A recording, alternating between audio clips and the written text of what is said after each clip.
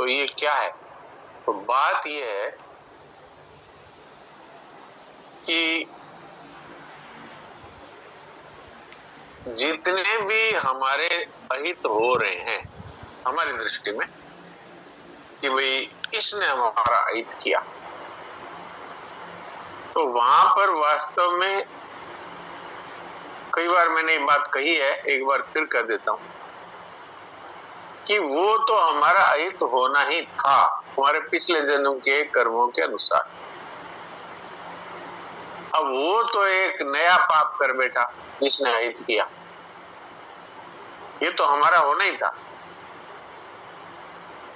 मान लीजिए कि उसने हमारा अपमान कर दिया, मान लीजिए उसने हमको गाली दी, तो ये हमारा अपमान होना ही था।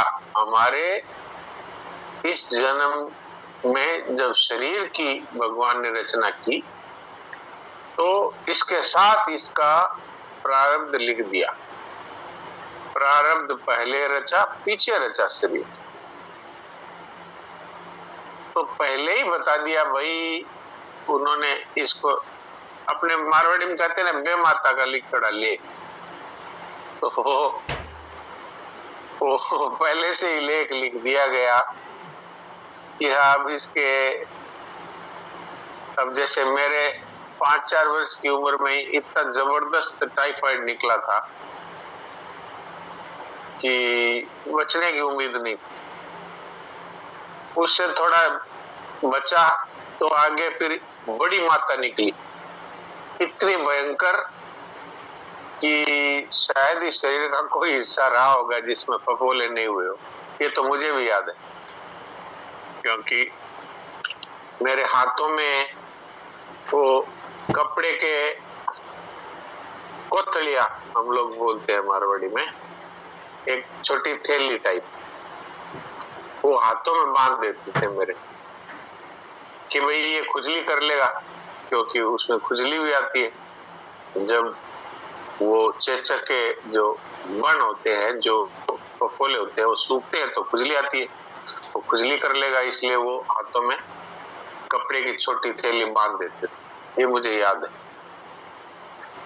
तो कहना मैं ये चाहता था कि जो हमारे जीवन में दुख अथवा तकलीफ आनी है अथवा अपमान होना है, वो हमारे किसी पूर्व जन्म के पाप का फल है। वो भगवान उसको पवित्र करने के लिए उसको पूरा कर रहे। अब वो तो पूरा होता ही, अब वो बीच में आ गया, उसने ये गलती कर ली, वो खुद उसका निमित्त बन गया। तो हमारे ये मन में भाव आना चाहिए कि भगवान हमें शुद्ध कर रहे। ये बेचारा बीच में फंस गया, अथवा यूं माने कि भगवान ही मेरे पापों को दूर कर रहे। तो क्या है, हमारे वासुदेव स्वरूप का भाव है वो नहीं मिटेगा, क्योंकि भगवान तो हित ही कर रहे हैं। मान लीजिए बुखार आ गया तो आप किसको दोष देंगे? किसको दोष देंगे? मान लीजिए कि आप कहीं ऊंची जगह पर बैठे थे और गिर गए, फिसल के गिर गए, तो कोई आपको मंच पर से खींच करके उतार दे तो आपको लगता है इसने मेरा अपमान कर दिया। लेकिन आप ऊंचे बैठे और फिसल कर गिर गए तो आप किसको बोलेंगे? तो ये मन में विचार करना चाहिए कि भगवान तो बुरा कर नहीं सकते, तो अगर ये भगवान है तो हमारा बुरा कैसे कर रहे हैं? नहीं कर रहे, वो तो हमें शुद्ध कर रहे हैं। वो हमारा होना ही था वैसा। अपमान भी अगर हो रहा है तो वैसा होना ही था। घाटा अगर लग रहा है तो इस व्यक्ति ने घाटा लगाया ऐसा नहीं है, वो हमारा लगना ही था। तब क्या होगा, हमारे मन में उसके प्रति दुर्भाव नहीं आएगा। ये संतों ने इस विषय में बात कही है। इसमें यदि अगर कोई प्रश्न रह गया हो तो एक बार फिर कर सकते हैं।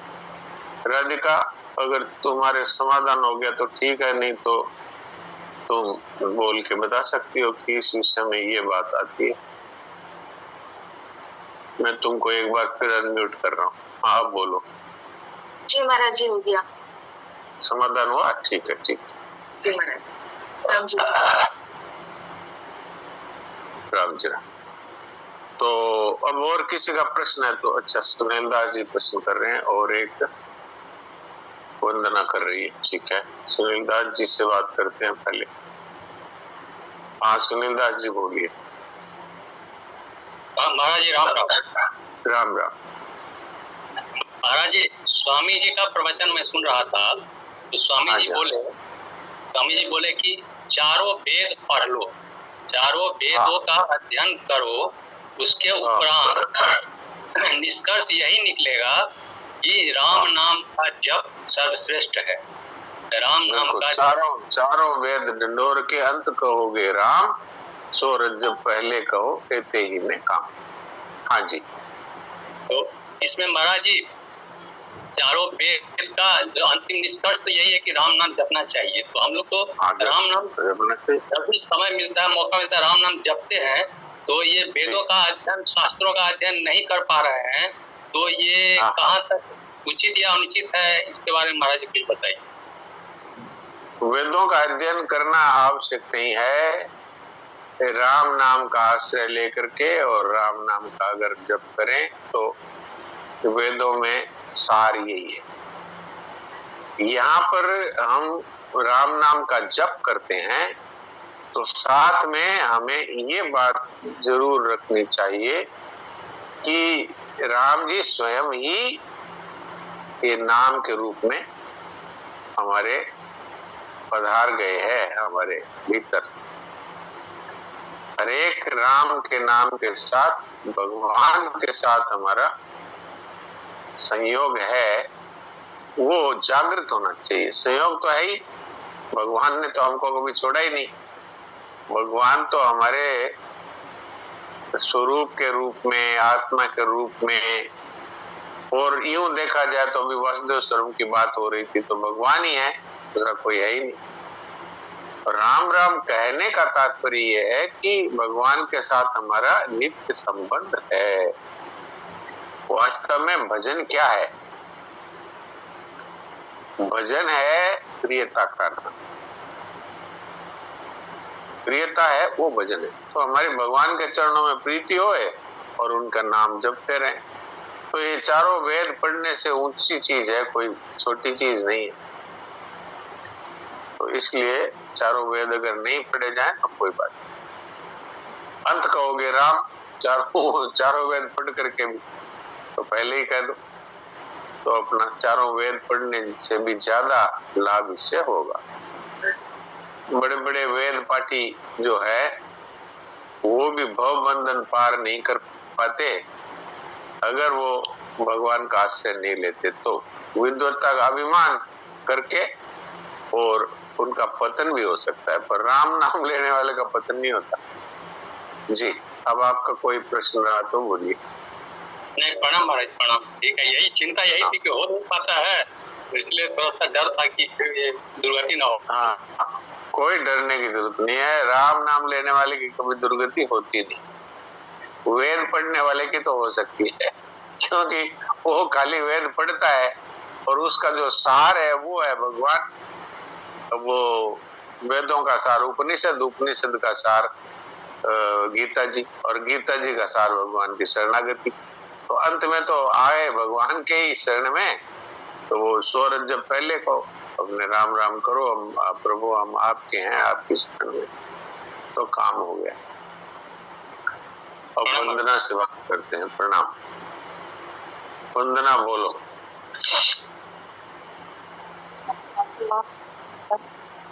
मेरा प्रश्न ऐसा, वो राधिका ने प्रश्न किया था तो मुझे भी ऐसा प्रश्न पहले आया था। आपने एक बार एक एग्जाम्पल दिया कि पोस्टमैन अगर डिलीवरी देता है तो हम पोस्टमैन को नहीं मारते हैं। तो मुझे वो याद आती है वो बात। कभी अगर ऐसा परिस्थिति होती है कि हमको लगता है कि कोई हमारे साथ ऐसे कर रहा है तो हम भगवान माने हमें, तो वो बात याद आती है कि हम पोस्टमैन को तो नहीं कुछ करते हैं ना, कि वो तो बिल्कुल, मुझे लगा वो तो डिलीवरी मैन है। डिलीवरी मैन पर गुस्सा क्यों होना चाहिए? उसका तो धन्यवाद करना चाहिए कि उसने हमें लाके समाचार दिया। अब मान लीजिए कि कोई पोस्टमैन अगर आपके लिए ले आया तार। पहले तार आते थे, वायर तार आया करते थे, टेलीग्राम। आजकल तो अब ये जमाना बदल गया, अब तो सीधी फोन से ही बात हो जाती है, तो टेलीग्राम तो देखने को ही नहीं मिलता। तो पहले वो डाकिया टेलीग्राम लेके आता था। मान लीजिए वो टेलीग्राम लेके आया कि आपको कलकत्ता वाले दुकान में 2 लाख का घाटा हो गया, तो आप पोस्टमैन को गालियां देंगे? उसको तो आप धन्यवाद देंगे, भाई आपने हमें समाचार ला के दिया। ऐसी ही बात है। सब ये जितने भी हमारे साथ जीवन में घटनाएं होती है, और उनमें यदि कोई पशु पक्षी मनुष्य यदि उसमें निमित्त बन जाता है, तो वो तो डिलीवरी मैन है, वो बेचारा क्या करे। अब मान लीजिए आप सड़क चल रहे हैं, कुत्ता आपको काट गया, तो आप उसके पीछे लठ लेके भागते हैं, तो क्या फायदा हुआ? कुछ नहीं। वो बेचारा किसी पीछे जो फोर्स है, जिस विधान है, उसके अनुसार वो तो आपको काट गया, उसके आपसे कोई बैर तो था नहीं। तो ये बात है। इसलिए आपने जो कहा वो ठीक है कि जितने भी हमारे साथ घटनाएं होती है, उनको डिलीवरी करने वाले हैं, हम उन पे गुस्सा क्यों करें? हो सके तो उनका धन्यवाद करें। जी, तो अब प्रश्नों का समापन मानते हैं, और अब देवकी जी से बात करते हैं।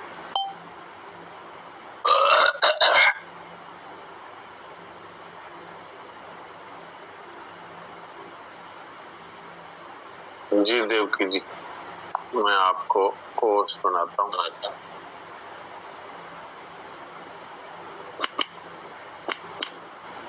जी बोलिए। नारायण नारायण नारायण नारायण नारायण। तो बात चल रही थी जी, विचार का प्रयोग अपने पर और विश्वास का दूसरों पर। अर्थात न्याय अपने पर, प्रेम तथा क्षमा अन्य पर।